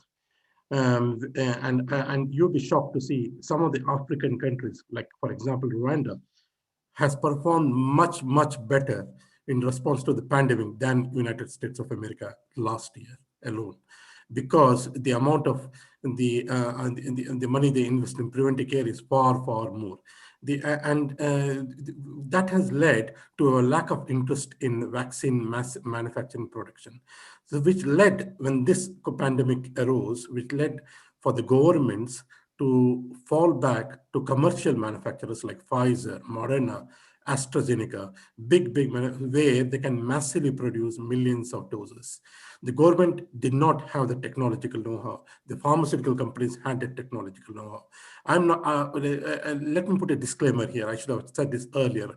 I do not have any conflict of interest to declare. I do not get any monies, no monies to speak, I do not take any monies to, neither here in this forum nor in any of the previous forums. And I have not got involved in any kind of money-based pharmaceutical investments at all. So we had to rely on the big giant pharmaceutical companies in using the technological know-how and manufacturing those vaccines. And given the fact you are in the middle of a pandemic, people are dying, we cannot sit and wait and say, let's wait for 5 years and see the efficacy of this vaccine, see how safe the vaccine is. We do not have the luxury. We had to produce a vaccine, and it doesn't. It will baffle us if we have the technological know-how, if we have the scientific know-how. Why not? Why not roll it out to the general public instead of waiting for 5 to 6 years to wait for the data to come out? I think that's how. Please keep in mind, it's not like 1 year of research in this or 15 months of research. The people, one particular expert I spoke in America is Professor Susan Weiss. She has spent 40 years in coronavirus research. There are people who have spent 40 to 50 years of their life only on coronaviruses. And there have been efforts to manufacture coronavirus vaccines for other human coronaviruses as well as for animal coronaviruses. It's just that they didn't see the light of the day. But here, fortunately, we have seen, because of in the middle of the hot pandemic, we had to, in the global world, had to respond to it. I hope that allays some of your fears or some of your questions. If not, I can go into further detail if you would like.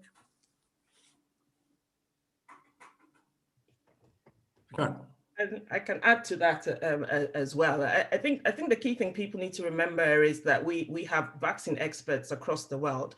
We found ourselves in a pandemic that affected everybody across the world. And so that was a real motivation for collaboration between all the experts across the world.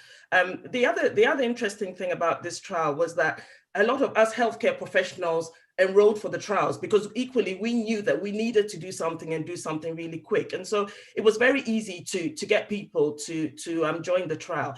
I'm an ex-clinical trials pharmacist, and normally when the trial is on, each phase is done in order. So you start looking at safety, you look at animal studies, then you move on to healthy volunteers, etc. With this study, the phases were overlapped. So you didn't wait for the first phase to finish before you started the next phase.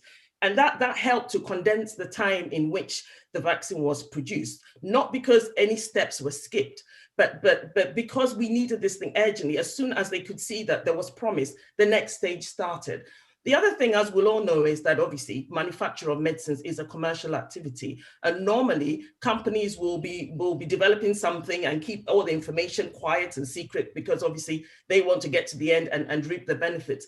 But in this case, the companies came together. So the code for the virus was shared. Every time information was available, it was shared. And so it just meant that things moved at a pace that was required, essentially. And remember that as we've all taken the vaccine and we can already see all the fantastic results that we're seeing here in the UK, all the reports that we give about our side effects, etc., that all adds to the data and the evidence that's available. So this is one vaccine. I mean, I've been a pharmacist for close to 30 years. I have never seen a product that has been monitored as closely as this. So we can be rest assured that there's collaboration, that we can trust these products. I work in the clinic, I draw up the medication. When I have people who are nervous or worried, I tell them to come into the clinic when I am there. So they know that, as Dr. Khan said, well, I'm not going to do something to destroy the race that I come from, okay? So when you come into our clinic, you will see vaccinators that look like you. You will see me running around in my purple scrubs. You will see doctors and other nurses and other healthcare professionals. So you can trust that. You know, I've had my 2 jabs. I'm absolutely fine. And many of the people on here, I'm sure, have had theirs too. So please consider it. It's the best decision you will make.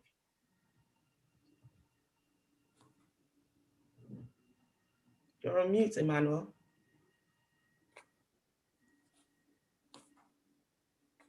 You're on mute. Sorry, my apologies. How long does immunity last in the system, in your body when you've taken the vaccine?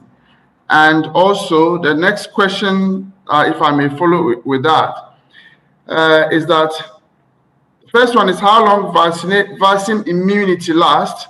And the other one is, could taking 2 different vaccines boost the effectiveness at the same level? Okay.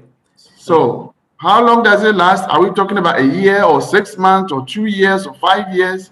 And if by any incident you end up taking 2 different vaccines from the first and the second, do the effectiveness still work the same, given that all the vaccines have different efficacy levels and all that? Emmanuel, I am happy to take the question. Can you hear me? Yes.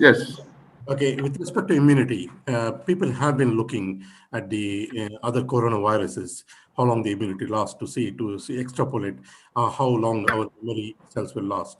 With respect to this vaccine, it's too early to speculate or even to hypothesize how long the immunity will last. But what we know from other coronaviruses, the MERS-CoV and the other medical coronaviruses, is that the immunity seems to last 1 to 2 years, the B cell immunity.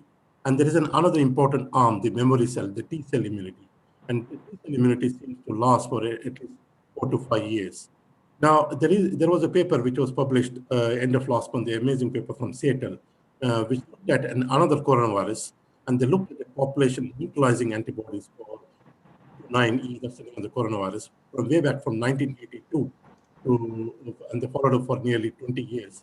And the response, the neutralizing antibodies for that coronavirus. And what they found was, because the coronaviruses keep mutating, okay, the immunity also kept changing. And there's one fantastic discovery which has been published in January in a major article. Not only the viruses which have the advantage of mutation, but also it appears that the coronaviruses, the host immune system, also tends to think 2 steps ahead and think, this virus may do this, I'm going to be ready with this antibody. So this is an amazing thing in immunology which has been recently been identified, and this is happening with the coronaviruses as well. So it appears to me that the immunity will last. Maybe like a B cell immunity may last for 6 months to a year, or even up to 1 to 2 years. But keep in mind there is an intact T cell immune response as well. But the bottom line is, because this is a game, this is a constant interaction between the virus and the host, and the immune system is not sleeping, the virus is not sleeping. Both are equal players in the battle, and the virus will try to get ahead. But at the same time, the technology will be there to tweak the vaccines, and that's why I was saying that we may have to end up using the annual vaccine jab every year. And the bottom line is immunity for the original vaccine will last for a good year or two, at least. All right. Thank you. Would anyone want to add to it, or I should take? Okay. Thank you. I'm going to call someone from the audience. We hope Augusta, if you want to come up, please, with your question, Augusta.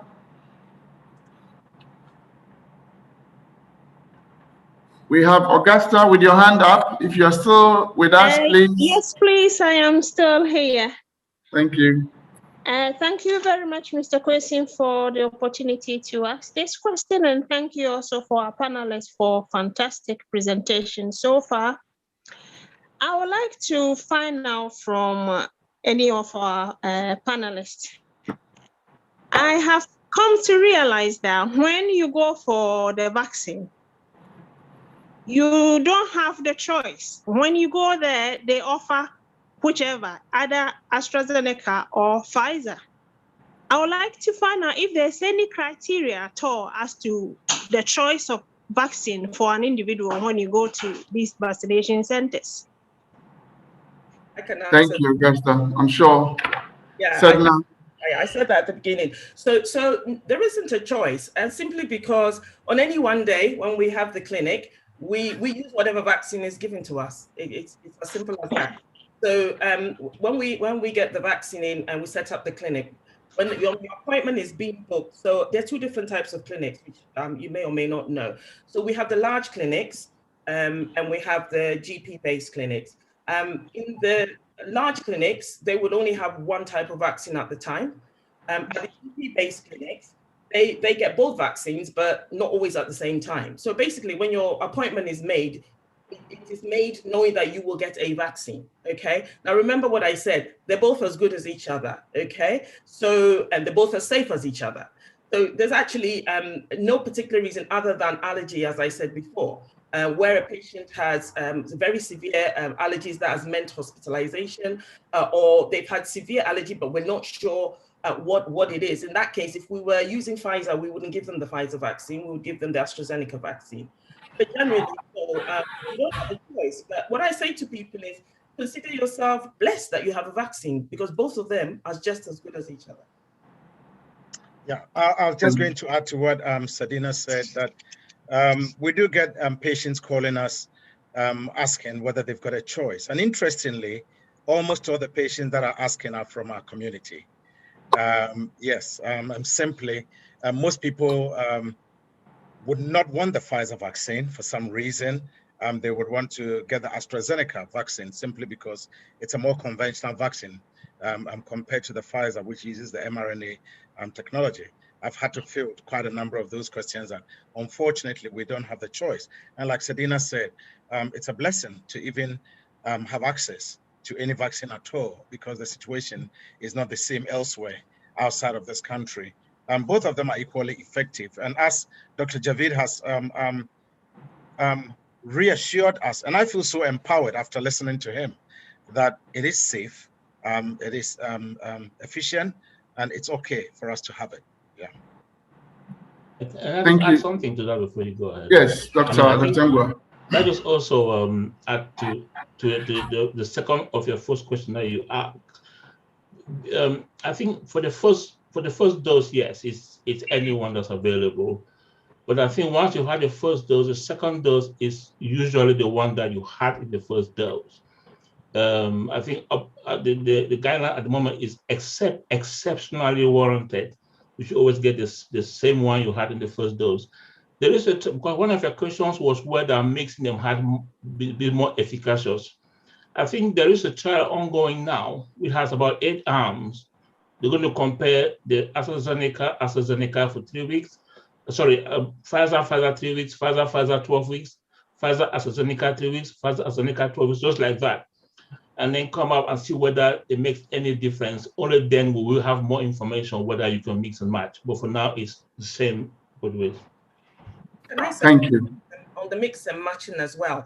If you have one type of vaccine and you have an allergic reaction, depending on the reaction, you might not get the same vaccine the next time. So you'll be referred probably to a specialist center, a specialist clinic. You might have, say if you had Pfizer and you reacted, you might have the AstraZeneca. And we do know that it is allowed. So in the Green Book, it does say it's allowed. There may be other circumstances where, for instance, a patient was in hospital when they had their vaccine, and they may have had one type of vaccine, particularly Pfizer.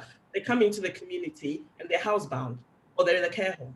And because we can't take the Pfizer vaccine, generally we don't take it.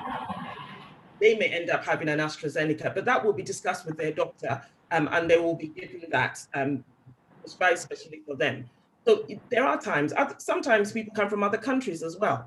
So that's the other thing, that people may have had their first dose because they've been abroad, they've had their first dose, they come back to the UK, they need to have the second one, and it may be that they have to have a different one. But they can be rest assured that, as far as we can see, it's not detrimental, because remember what I said, it's your body doing the work. Okay, all the vaccine does is present the scenario to you, so you're prepared when the virus comes for real. Okay, so having the two different vaccines at the moment, we haven't got any reason to believe it wouldn't be a great idea. As you said, the trials are ongoing and they will be conclusive and will guide our practice in future. Thank you. I think it will be worth asking this question. Yesterday, I was speaking to someone close to me in Ghana here. He's a frontline worker. He's been offered one of the 600,000 vaccines from AstraZeneca, and he's refused to take it because his view is that the vaccines being given in Europe is different from the one that has been sent to Ghana. I don't know how true this is, but this is something that is lingering around here. Can one of you really give us an assurance so that as a community that we are doing this for, being a country to have received it first, we are not giving them different vaccine from what I took back in UK? For a start, Emmanuel, I think they're all manufactured in the same way. The bottle might look different, but that is because in different countries, medication does look different. So I think the vial in Ghana is green and the one that we have here is white, but they're all made, I think they've been made in India, Serum India, and they make the vaccine that we use here. And if anybody was watching the TV this morning, you would have seen how it gets bottled here in the UK. So it just looks slightly different. It has a red top here in the UK. It had a green top in Ghana. And actually, we've had some of the green top here in the UK as well. So people have nothing to worry about. Many people have had their first doses in Ghana and are coming back confidently to have the second dose here when they return back home. And I would say Ghanaians are lucky to have had that vaccine arrive on the shores of Ghana so quickly. So if they are offered the vaccine, just look at what's happening across Europe, where there isn't enough vaccine for people. In Ghana, it is there, it is waiting for you. If you are able to go and have it, please go and have it. You're doing the best thing you can for yourself, your family, and your community. Thank you. All right. I was just going to add to guarantee that the vaccine that is being sent there is not different from the vaccine that is being sent to Europe or maybe to the Western world. Sometimes it's so difficult. It is a question of trust. Now, sometimes I do ask people from our community that when you go to the supermarket to buy chicken, do you know how it was grown? When you buy your products from the supermarket, do you know how it was grown? A lot of the foreign, what do you call it, imported meat, chicken, medications that are sent to Africa, do our medicines regulatory agencies actually scrutinize it quite effectively? Do we know what is in there? Certainly we hear the stories. When people are buying other products online, people shop online, they buy other products. Do they actually know the authenticity of it? I think it is all a question of trust. And certainly, I do reassure people that if you think that somebody is going to be clever to destroy our population, okay, they would probably put whatever they're going to do in childhood vaccinations. As I keep saying, that if you want to change the DNA of an ethnicity, you start from when they're babies.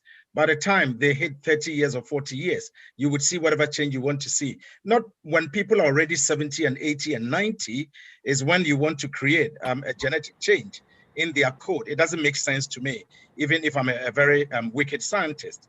So it doesn't make any sense to anybody. We take yellow fever vaccines easily. We don't question. We take hepatitis A, typhoid when we're traveling. We take all these vaccinations without even questioning at all. So why is it that there is so much fear with the COVID vaccine? My personal advice would be that people should trust the process at least. They've had many of us who work within the healthcare sector, and I don't think we would sit here asking our people to just go gung-ho and take the vaccine if we thought that it was not safe at all. Thank you, Dr. Khan. I guess Dr. Javid wanted to say something earlier on. I was just going to add to what Dr. Khan said. So here's the deal, people. As people are become more and more hesitant about having the vaccine, what's going to happen very soon is that this disease will become more prevalent in our community. So it will go from a global pandemic. It will start to narrow to the communities that are hesitant. And if we're not careful, it will become a Black person's disease. That's my fear. Yeah. At that point, when the vaccine is being made, it is being made for Black people. So I say to people, join the queue that has got different ethnicities and different backgrounds right now, because at least now you know it, everybody's getting the same vaccine. If you don't trust it now, you're going to find it very hard to trust it when it becomes a disease that's only seen in certain ethnicity. Okay, so just remember that if you're feeling a bit hesitant about it, think about it. Join the queue where the person in front of you may be Chinese and the person behind you might be English. Okay, because trust me, you're all getting it from the same vial because I'm in the room drawing it up. Okay, I know that. Thank you. I'll ask one question from Brother G. The name is Brother G. If you're still with us, please ask your question, please. Okay, thank you, Mr. Kwesi and all the panelists. You've been telling us that both AstraZeneca and Pfizer are more or less the same in terms of, its efficacy. However, we keep hearing different percentages of efficacy levels between these two vaccines. And it appears that Pfizer has a much higher efficacy level. So how comes that you're telling us it's all the same?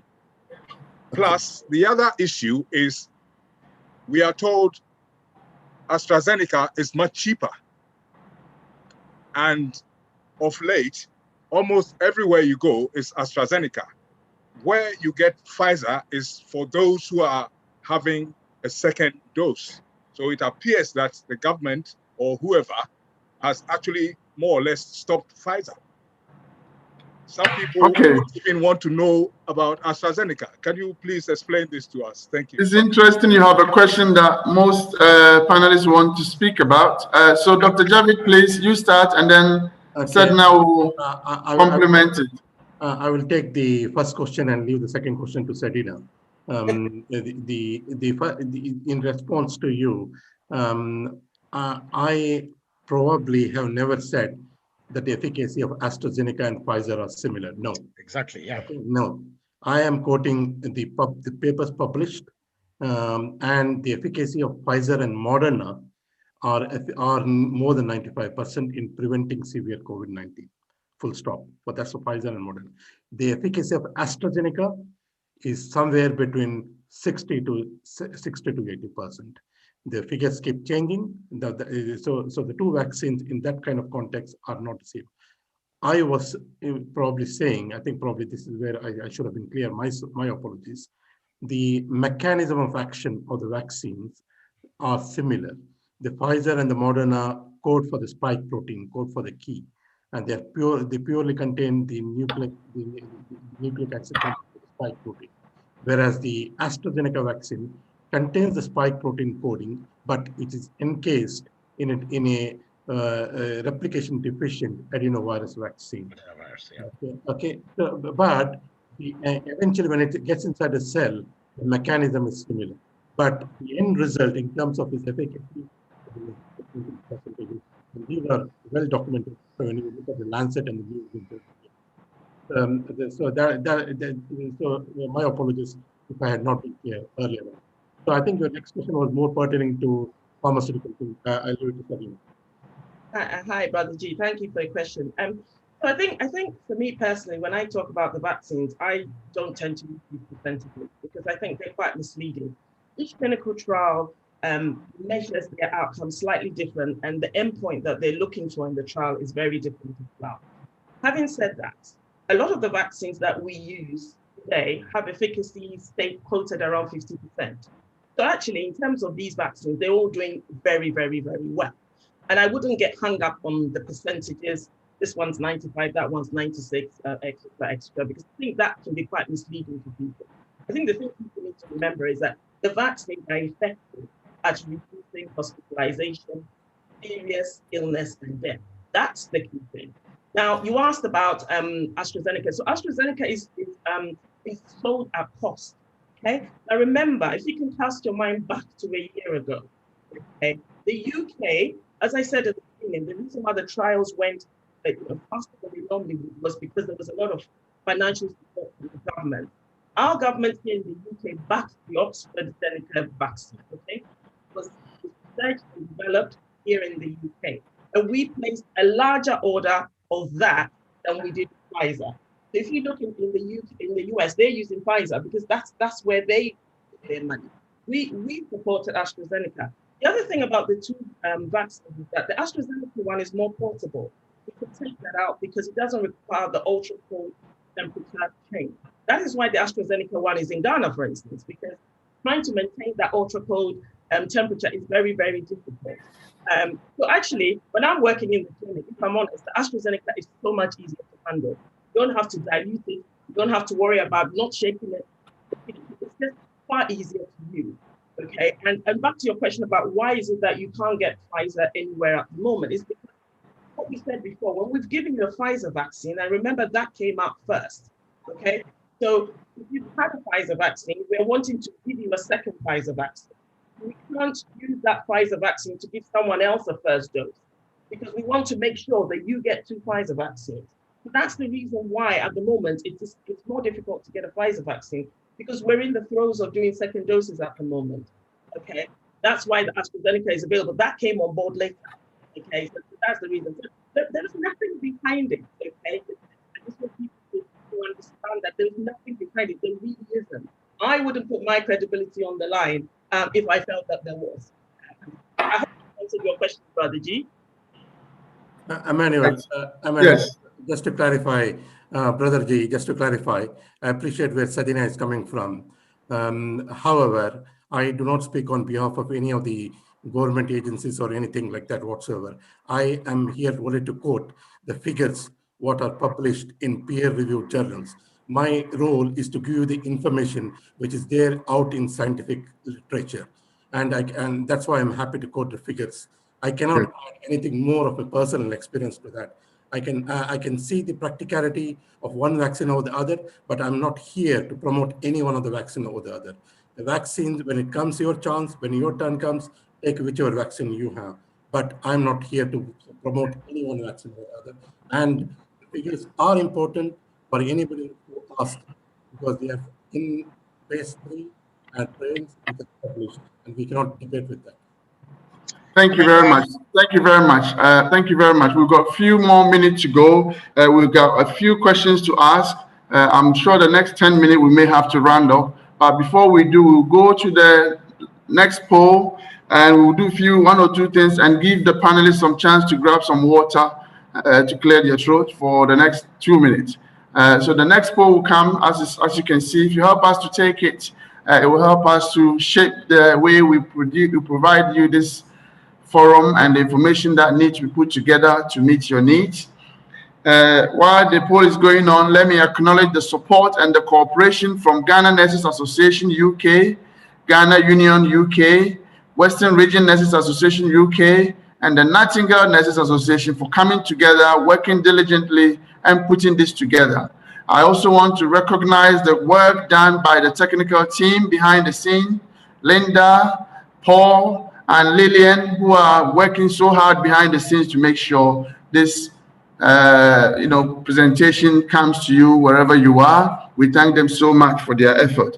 We want to thank the acknowledgement. We want to acknowledge the support of Ghana High Commission, Ghanaian Doctors and Dentists Association for giving us the support in delivering this service.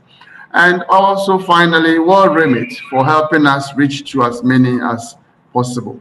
World Remit, your best, efficient, reliable way of sending money to family and friends in abroad, specifically Ghana. Thank you so much. Now, I believe the poll is done. My colleague Linda from the technical team will deliver the poll result to us just before we close. So please keep with us so that you can know how well we are doing as a community. Also, our next program will be held 2 weeks from today, the same time, same place, same login details. And this time we are now going to start considering some of the psychosocial impact of the COVID-19 on our community. As you can see, the community has been left broken, distance from each other, isolation, anxiety, stress, financial burden, domestic violence, everything else that you can think of. We are going to be part of dealing with this in the foreseeable future. So it's about time we start focusing the month of April, looking at these issues, helping you to find some of the areas that you can seek support, guide you through some of the pain that you're going through, as I'm sure we have all in our own individual way done so. I think so far so good. The issue about vaccination and the corona has been brought to you from all spectrum. Everyone has done their bit, and we are now going to start focusing a bit more on what can we do to help the community, the people, alongside helping you to decide on your vaccination. We must also be seen to help you come out of the situation that we all find ourselves in. Thank you very much. So that will be happening on the 9th of April, Friday the 9th of April, same time, 7 p.m. And your login details, there's no passcode needed. Everything stays the same. Thank you very much. Now, there's 2 more questions from my side, which came in advance. Can I still donate blood after taking my vaccine? Is it okay to go and give the blood donation either in the course of the 2 vaccines or after the 2 vaccines has been taken? And then if I may add the last one so that you all have it together. In between the vaccines, can I take alcohol? And what percentage can I take? Because as you can see, people are stuck at home, and alcohol to some extent helps to get through the day at some point. We're not promoting drinking, but we all know it does happen. People want to know if they were to take a sip of gin, is it allowed after your first vaccine? And if not, at what stage can you start a bit making yourself happy? I think I'll answer the first one, and then I'll leave the second one to Dr. Ngwa to answer. to answer. In terms of donating blood, I think that blood donation services have a screening procedure. If somebody wants to donate blood, the best way would be to speak to them directly. If you're a regular blood donor, I'm sure they would have protocols in place, certainly, that you would have to go through. So I don't see why not. Just like anybody else would be screened for other diseases, other conditions, to make sure that they are fit to donate the blood, you would have to go through the same process as well. And then I'll leave any of the panelists to answer the second question in terms of the alcohol bit. Thank you. Alcohol. You can have alcohol, and actually you probably want to celebrate when you have that first jab. The only thing I say to patients is that sometimes after you've had the jab, you might feel really tired. Obviously, having the alcohol might make you feel even more tired and more sleepy.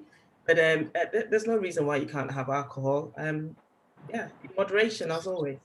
So in moderation, that's good. So the alcohol won't actually lower the efficacy level of the vaccine within the number of weeks that you are waiting to take the second one, right? Yeah, as far as we're aware. Right. Okay. Yeah. That sounds good. Thank you very much. Yes. I was just going to make a point, Mr. Kwesi. Somebody put a question on about vaccine passports, and at the end of something that Sadina said, in terms of if we're not careful, this disease might end up being a disease of the Bemi community.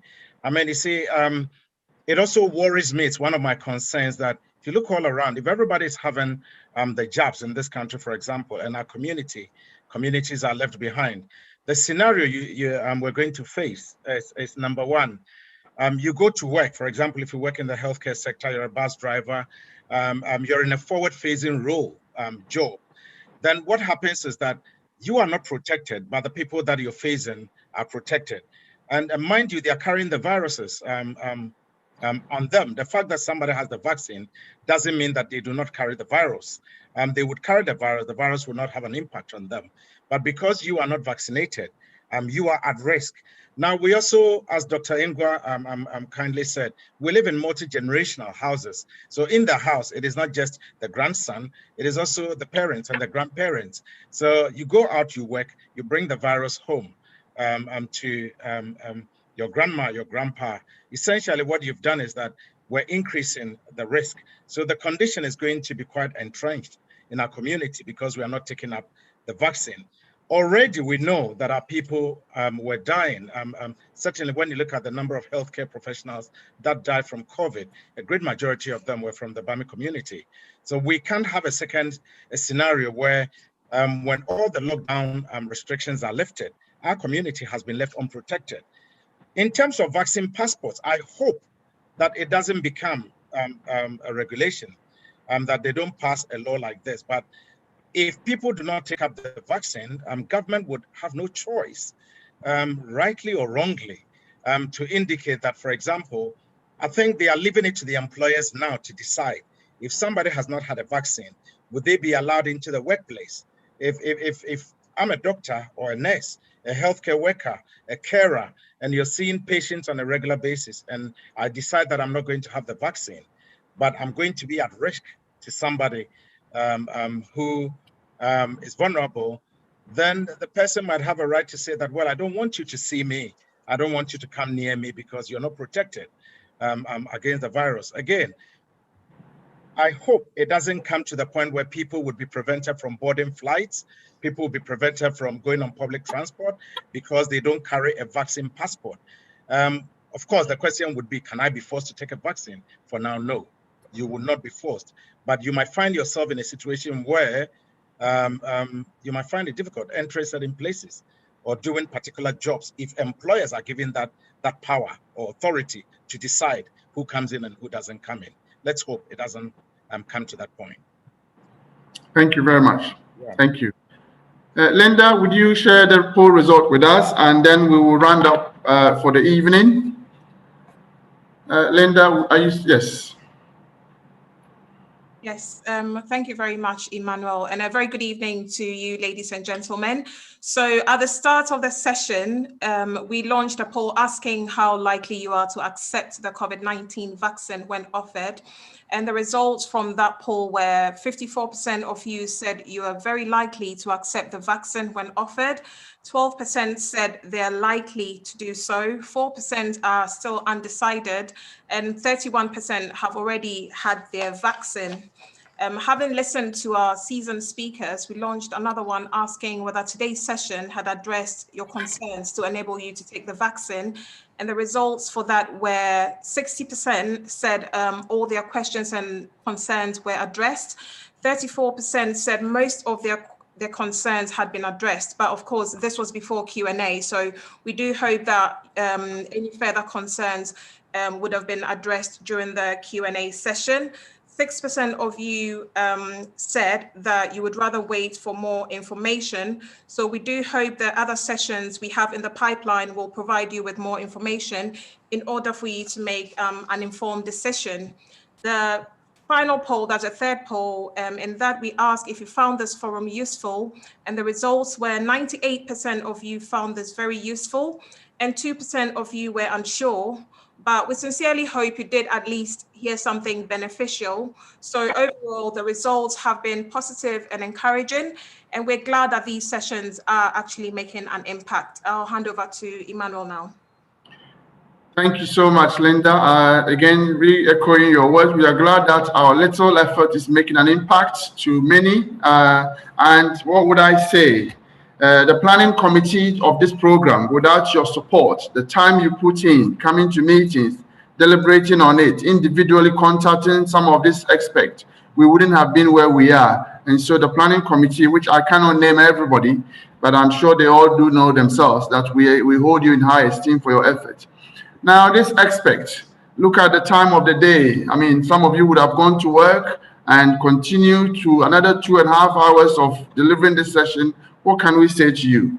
Dr. Valentine Ingwa, thank you so much for bringing your expertise to the Ghanaian community. I suggest that we continue to work in collaboration with experts like yourself in areas that we are about to address. And where possible, if you have somebody you think can help us, please, let's continue to have your service, and I'm sure you avail it at ease. Dr. Javid, we are very grateful. When you ended your final presentation, you said you were honored that you have been invited and you feel like you're part of our community. Of course, you are one of us, and that is the reason why you are with us.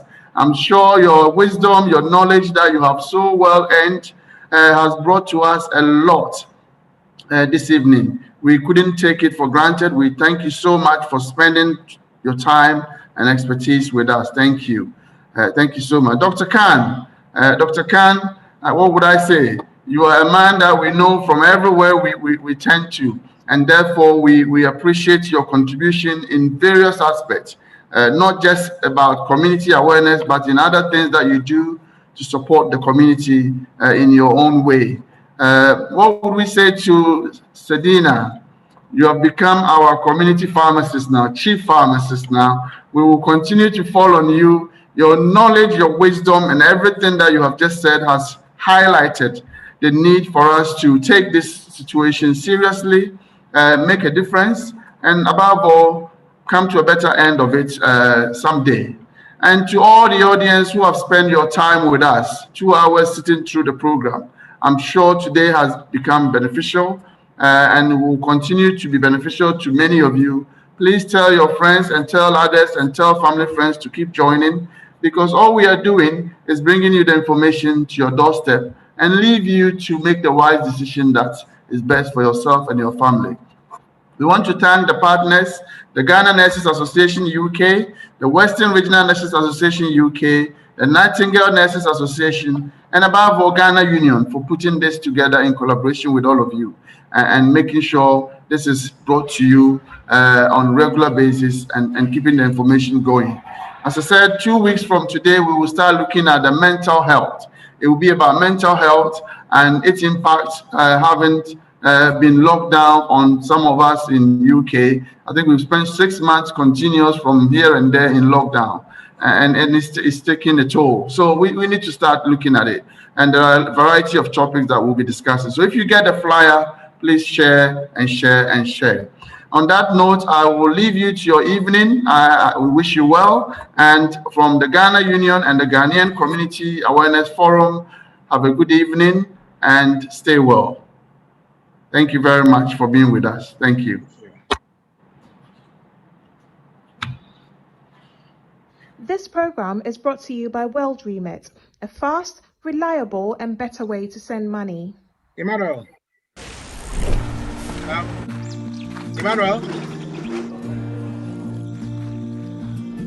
At World Remit, we understand what the journey is about.